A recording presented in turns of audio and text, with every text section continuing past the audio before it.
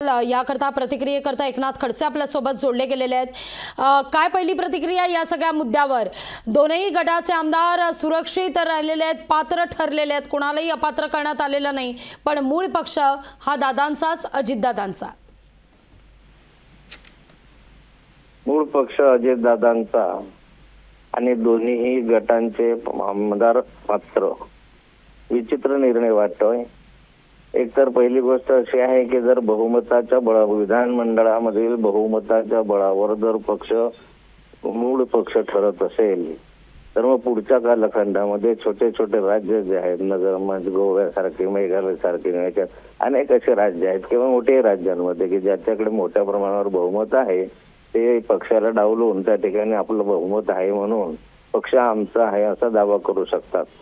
जर असं असेल तर मग पक्ष स्थापन करणं, तो वाढवणं, त्याच्यामधून निर्माण करणं, देणं या गोष्टींचा अर्थ राहत नाही।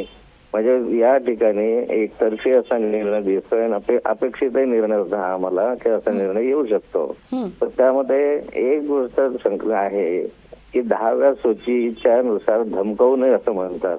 म्हणजे मला नाही समजलं धमकावणं म्हणजे काय। 10वी सूची काही तयार केलेली नाही, घटनेनं तयार केलेली 10वी सूची आहे आणि त्यामधून 10व्या सूचीमध्ये जे स्पष्टपणे लिहिलेलं आहे की पक्षाला ते अधिकार आहे। आता पक्षाच्या अधिकाराचा वापर करून धमकावणं असं म्हटलं तर मग नुसते शरद पवार नाही आहेत, त्याच्यामध्ये अजित पवारही असू शकतात।